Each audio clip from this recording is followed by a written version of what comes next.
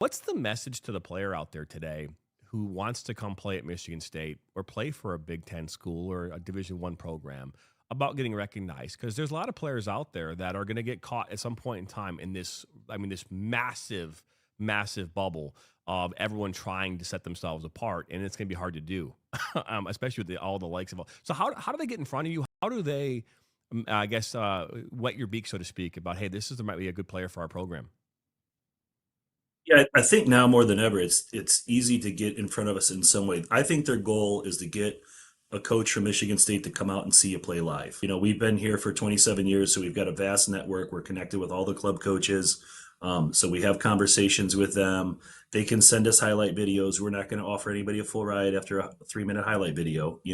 I would say make it good. I don't need to see the I don't need to see the bad plays, on a highlight Yeah. video, and put it to some decent music because I watch about 2 hours. So I'm kind of a 80s 90s guy. So if they could put it to that just as a request that's going out there. But anyway, no, I think it's to see it play live. I will say this: people ask me all the time. I mean, you break the game up into four areas. You've got the tactical, which is the decision making. You've got the technical, which is the skill level.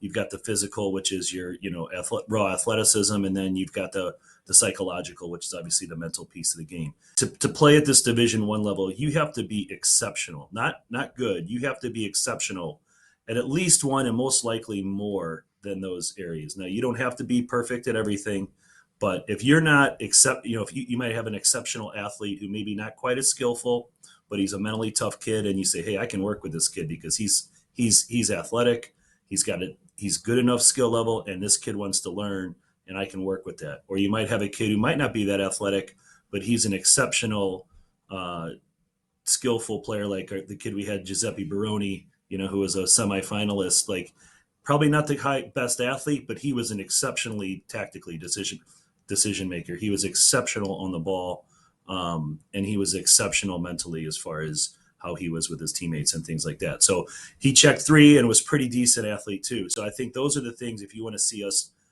see you play live, you've got to do it, and we're going to do the body work. And honestly, at this day and age, we do find. I mean, people can slip through the cracks, but I will say, we find a lot of the players